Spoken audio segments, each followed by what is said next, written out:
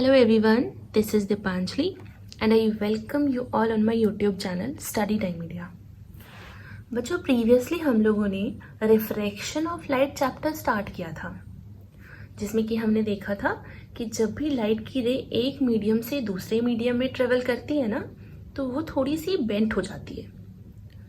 और वैसे तो उसे क्या करना चाहिए था, स्ट्रेट जाना चाहिए था। भाई लाइट की प्रॉपर्टी है ना कि light always travel in a straight path, लेकिन रिफ्रैक्शन के केस में यानी जब मीडियम चेंज हो जाते हैं, एयर से वाटर में जाए या फिर एयर से ग्लास में जाए या फिर वाइस वर्सा, तो लाइट को बेंट होना है।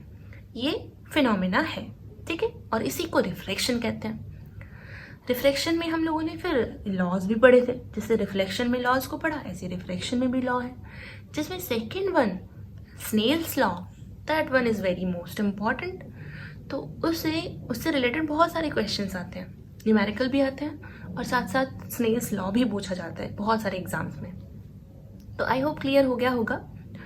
उसके बाद आप लोगों को, अगर जिसने भी वो वीडियो नहीं देखा है, तो आप प्लेलिस्ट में सारी अब तक की जितनी भी वीडियोस हैं इस चैप्टर से रिलेटेड सब मिल जाने वाली है, वहाँ से देख लीजिएगा।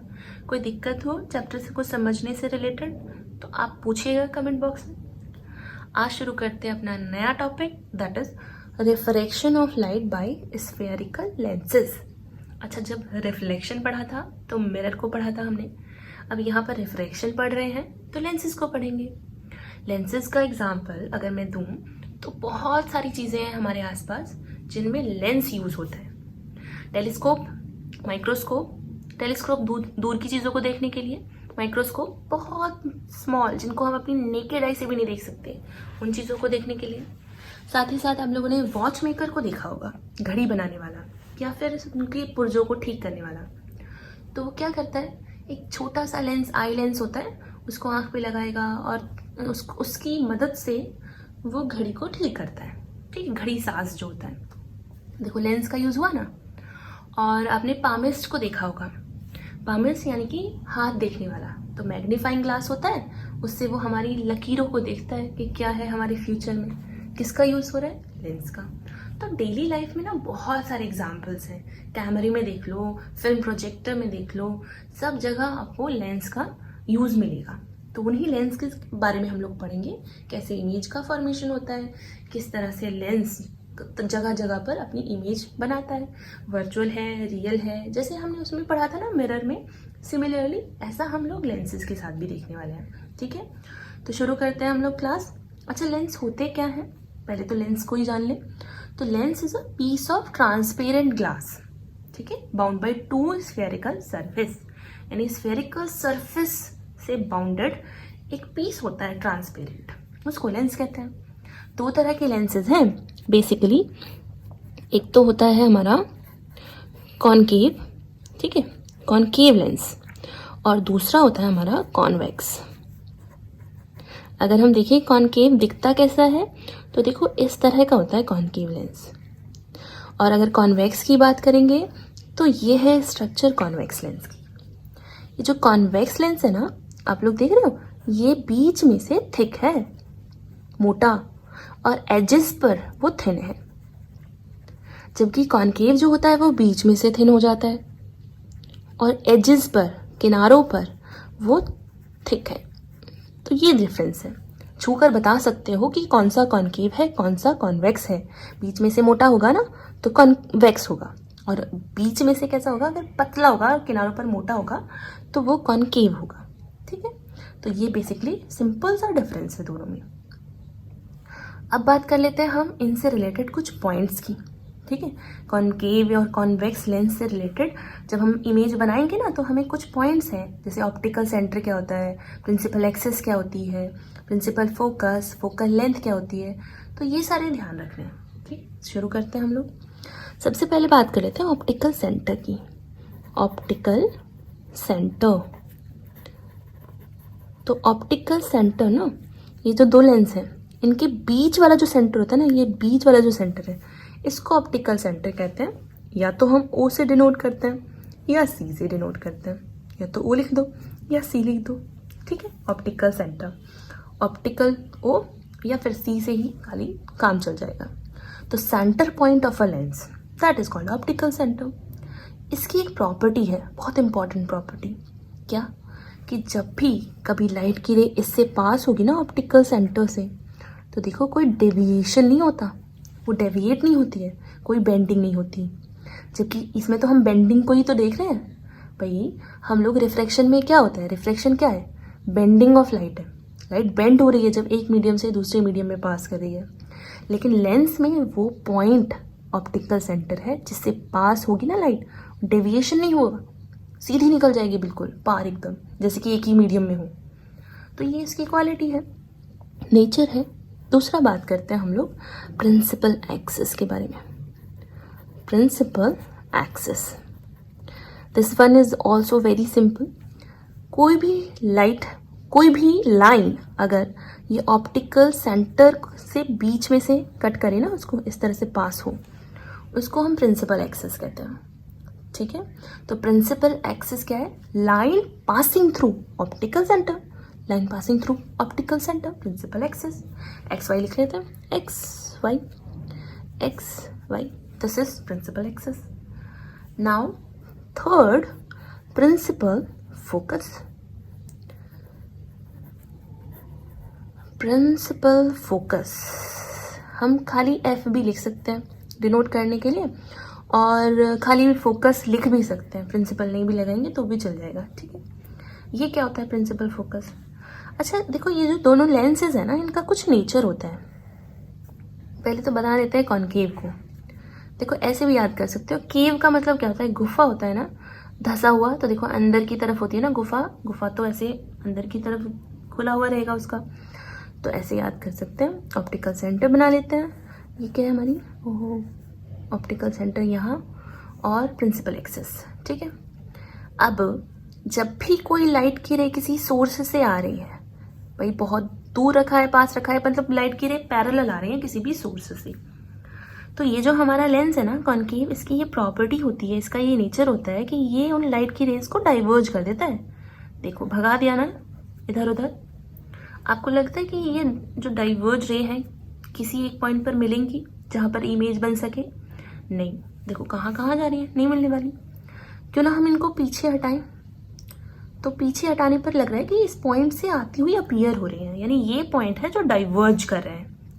अच्छा, ये जो पॉइंट है ना, इसको हम फोकस या प्रिंसिपल फोकस कहते हैं in case of concave lens. अब देखें कि कॉन्वेक्स लेंस का क्या रवैया है। तो ये है हमारी प्रिंसिपल एक्सिस, ऑप्टिकल सेंटर, आ रही है किसी सोर्स से पैरेलल बीम ऑफ लाइट।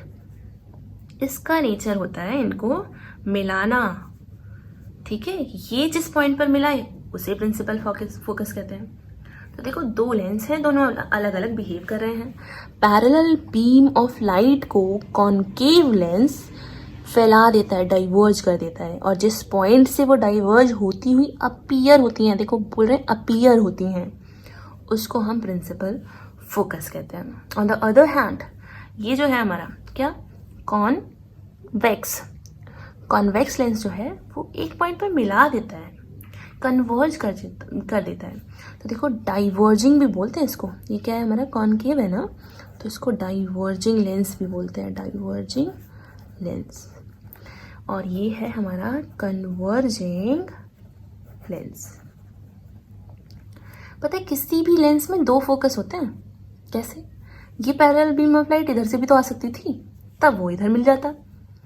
ठीक है, या फिर ये जो पैरेलल लाइन है, अगर सपोज करो ये ऐसे आती, ऐसे, हाँ, तो ये ऐसे डाइवर्ज हो जाती किसी एक पॉइंट। कहाँ है वो पॉइंट? ये रहा वो पॉइंट, ये होता, तो ये एफ डैश हो जाता।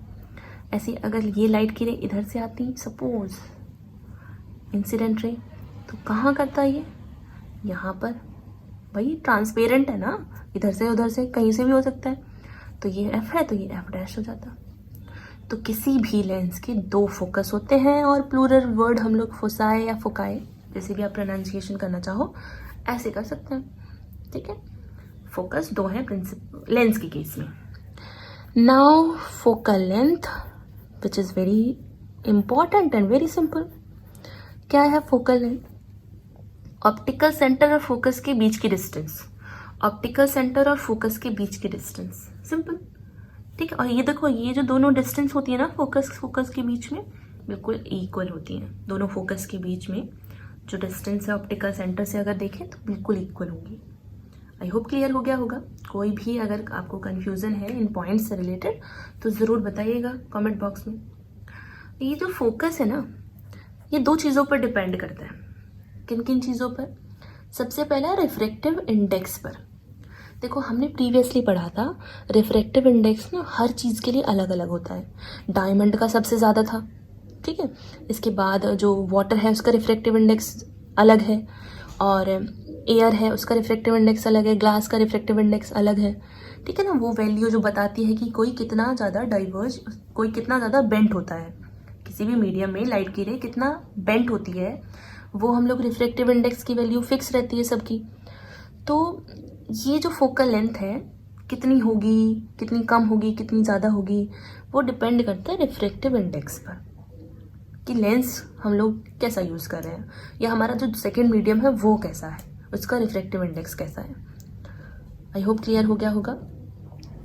तो ये हम लोगों ने पॉइंट्स हैं जो आज डिस्कस किए हैं।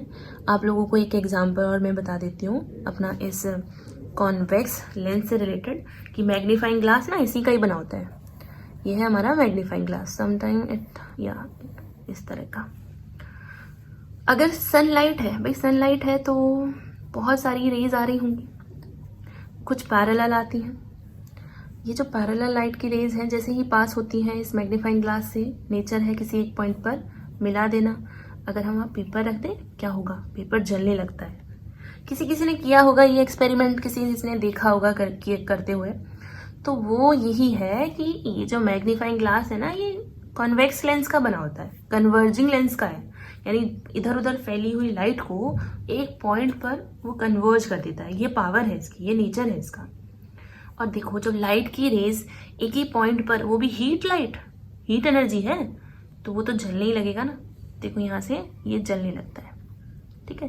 क्योंकि ये जो हमारा क्या है, पेपर, हर एक मैटर है, ये है ना मैटर, वो भी सॉलिड मैटर है। सॉलिड, लिक्विड और गैस तीन होती है ना स्टेट्स ऑफ मैटर। तो ये पेपर क्या है हमारा? ये सॉलिड है, पेपर है, सॉलिड है, मैटर है तो उसमें इलेक्ट्रॉन, प्रोटॉन, न्यूट्रॉन, भाई एटम छोटे छोटे से बना है या नहीं। जैसे ही इस पर ये एनर्जी डाली जा रही है, इलेक्ट्रॉन्स ने मूव करना शुरू कर दिया, इधर उधर फ्रिक्शन हुआ। फ्रिक्शन की वजह से भाई घिसोगे तो हीट तो जनरेट होगी ही ना, हाथों को ही रगड़ कर देख लो, ठीक है। तो इसलिए इलेक्ट्रॉन्स आपस में घिसे, जिसकी वजह से फ्रिक्शन, और फ्रिक्शन देन हीट जनरेट हुई खुद में भी, और जल जाता है पेपर। इसीलिए कभी भी ना मैग्नीफाइंग ग्लास से डायरेक्टली सन को नहीं देखना चाहिए। कन्वर्जिंग पावर है, क्या कर देगा? आंख खराब हो सकती है, ठीक है, एक पॉइंट पर। चलिए, तो ये तो थी हमारी किसके बारे में बात, लेंसेज के बारे में। हमने देखा दो तरह के लेंसेज होते हैं, कॉनकेव होता है, कॉन्वेक्स होता है। बीच में से पतला कॉनकेव, बीच में से पतला यानी कि घुसा हुआ अंदर की तरफ, और थिन है अंदर, और बीच में से मोटा है तो कॉन्वेक्स है। कॉन्वेक्स यानी कन्वर्जिंग, और कॉनकेव यानी डाइवर्जिंग। दो फोकस होते हैं, ये भी देख लिया हम लोगों ने, optical centre, principal axis, principal focus और फोकल लेंथ, ठीक है। तो these are all points which we have discussed today.